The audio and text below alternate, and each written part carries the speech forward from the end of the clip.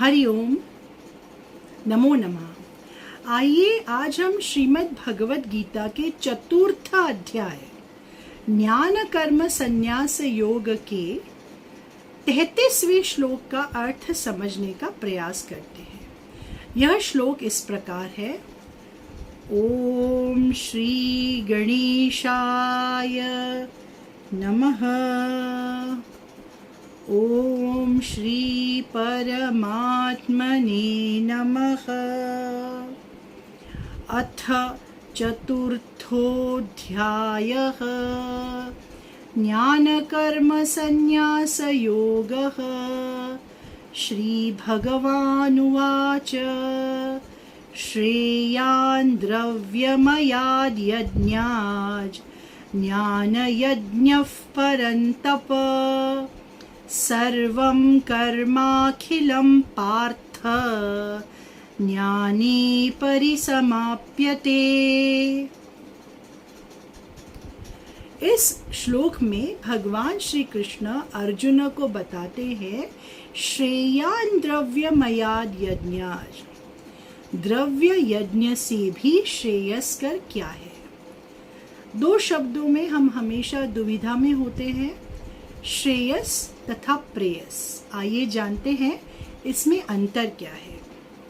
श्रेयस का अर्थ है वह वस्तु या वह कार्य जो हमारे लिए हितकारी है, श्रेयस्कर है, हमारे कल्याण के लिए है। तथा प्रेयस का अर्थ है वह वस्तु या वह कार्य जो हमें प्रिय है, हमें अच्छा लगता है। जरूरी नहीं कि वह हमारे हित के लिए हो, परंतु उसे करना हमें आनंद देता है।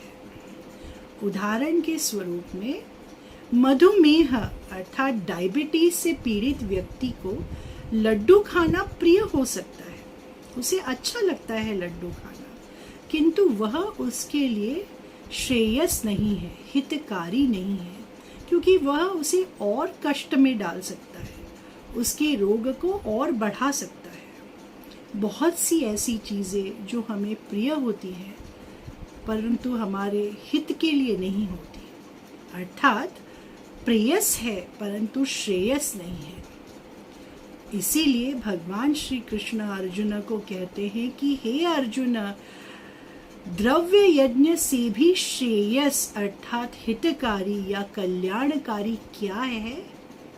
तो वह है ज्ञान यज्ञ परंतप। हे परंतप अर्थात हे शत्रुओं को दंडित करने वाले अर्जुन, द्रव्य यज्ञ से भी श्रेयस्कर है ज्ञान यज्ञ। यहाँ पर द्रव्य यज्ञ से तात्पर्य यह है, द्रव्य का अर्थ है संपत्ति, यज्ञ का अर्थ हमें लगता है कि यज्ञ का अर्थ है हवन करना, पूजा पाठ करना, परंतु यज्ञ शब्द का अर्थ केवल हवन नहीं है। इसका अर्थ है वह कोई भी कार्य जो हम मनोभाव से निरंतर करते रहते हैं। पूजा पाठ, दान पुण्य, व्रत उपवास, ये सभी संपत्ति द्वारा किए जाने वाले कार्य हैं और इसीलिए द्रव्य यज्ञ के अंतर्गत आते हैं। भगवान अर्जुन से कह रहे हैं कि हे अर्जुन, इन सभी कार्यों से भी श्रेयस्कर ज्ञान को प्राप्त करना है। ज्ञान की प्राप्ति ही मनुष्य के लिए सबसे ज्यादा हितकारी है।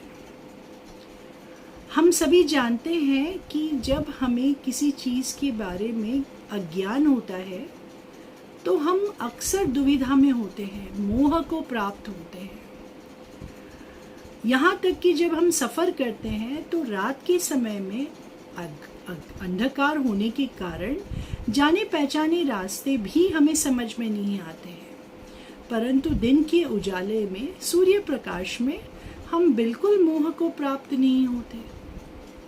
उसी तरह से अज्ञान की अंधकार में मनुष्य अक्सर गलतियां करता है, परंतु ज्ञान का प्रकाश प्राप्त होते ही उन सभी गलतियों को करने के लिए मनुष्य कभी भी प्रेरित नहीं होता, क्योंकि वह जानता है कि ये सब कार्य उसके श्रेयस के लिए नहीं है। और वो सदैव उन्हीं कार्यों को करता है जो उसके लिए श्रेयस्कर है। आगे भगवान श्री कृष्ण बताते हैं, सर्वम कर्माखिलम पार्थ, हे पार्थ, हे पृथा पुत्र, सभी कर्म, अखिल सारे कर्म जो भी हम करते हैं, ज्ञाने परिसमाप्यते, उनका समापन सदैव ज्ञान में ही होता है। जो भी कर्म, जो भी कार्य, जो भी व्रत, जो भी यज्ञ हम करते हैं, उसका समापन अर्थात अनंतो गत्वा, उसका जो परिवर्तन है वो ज्ञान में ही होता है, ज्ञान की प्राप्ति में ही होता है। भगवान श्री कृष्ण यहाँ ज्ञान को अत्यधिक महत्व देते हैं, क्योंकि भगवान श्री कृष्ण कहते हैं कि ज्ञान की प्राप्ति होने पर मनुष्य पुनः मोह को प्राप्त नहीं होता है, दुविधा में नहीं फंसता है।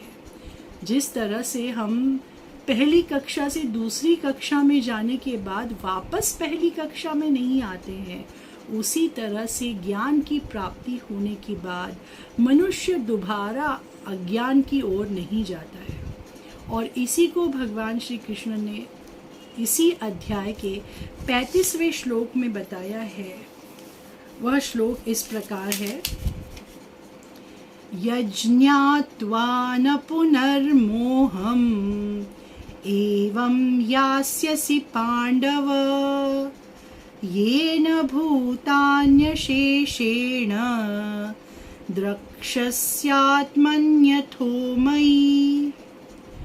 अर्थात ज्ञान की प्राप्ति होने पर मनुष्य दोबारा मोह को प्राप्त नहीं होता है, दुविधा में नहीं होता है, और वह जानता है ये न भूतान्य शेषेण, कि सभी भूतों में अर्थात सभी जीवों में द्रक्ष्यस्यात् मन्यथो मयि, ईश्वर के स्वरूप को देखना उसे समझ में आता है कि हर एक जो जीव है उसमें ईश्वर का स्वरूप है, सृष्टि के कण कण में ईश्वर है। इस ज्ञान को जानने के बाद वो दोबारा कभी भी किसी भी तरह की द्वैत भावना में नहीं फंसता है, सदैव अद्वैत अर्थात सब कुछ सिर्फ ईश्वर है, इस भावना को प्राप्त होता है। आइए हम सब भी भगवान श्री कृष्ण को ये प्रार्थना करें कि वे भी हमें गुणातीत कर सदैव ज्ञान के मार्ग पर अग्रसर करें। सर्वं श्री कृष्णार्पणमस्तु। हरि ओम, नमो नमः।